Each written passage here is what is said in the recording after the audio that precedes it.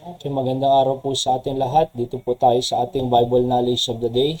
Proverbs 13:13, Whoso despiseth the word shall be destroyed, but he that feareth the commandment shall be rewarded. So ito po again, proverb ni Solomon na nagbigay po siya ng contrast statement po dito na yung magdi-despise ng word, ng salita ng Diyos ay masisira. Pero yung merong fear or yung nagre-respect sa commandment, nag-obey, shall be rewarded.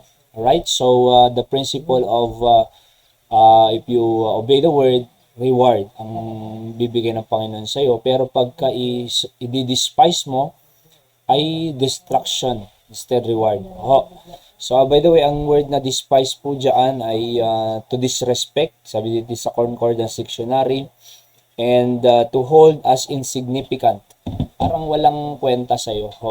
So, dinidespise mo. To hold as insignificant. Insignificance. Kumbaga, walang kwenta, baliwala, pumasok dito sa kabila, sa tenga, lumabas sa kabila. Kumbaga, dinidespise. Kaya nga pag dinispise yung word, wala na siyang, wala na siyang kumbaga pangsangga sa anumang dumaan sa kanyang pagsubok o problema. Kasi dinispise niya yung salita ng Diyos Kaya na-destroy.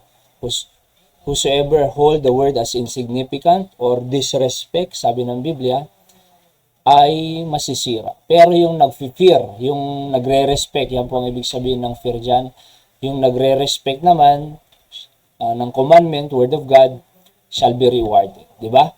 So, yung despise, disrespect the word, hold as insignificant, masisira, destroyed. Pero yung nag-fear, yung may respect, yung to hold as significant, ang word of God shall be rewarded. So, pipili lang po tayo If you despise the word, you will destroy. But if you fear or respect the word, reward. Diba? So, maraming beses pong dinidespise ng mga Kristyano ang word, dahil sa maaaring nagsisimba sila pero hindi naman ginagawa yung kanilang napakinggan at natutunan. Kaya other form of despising din po yun.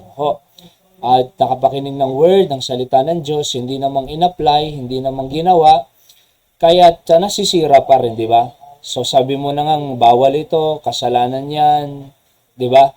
So ipagpipilitan pa rin nila, kaya kahit may narinig, dinispise naman, hold as insignificant, kaya nasisira pa rin.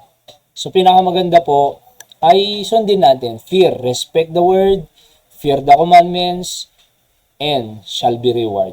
Alright? So gusto po natin ng reward, blessing, sundin po natin ang mga napakinggan natin sa salita ng Diyos. Yan po ang ating words of encouragement or Bible knowledge of the day. God bless you po.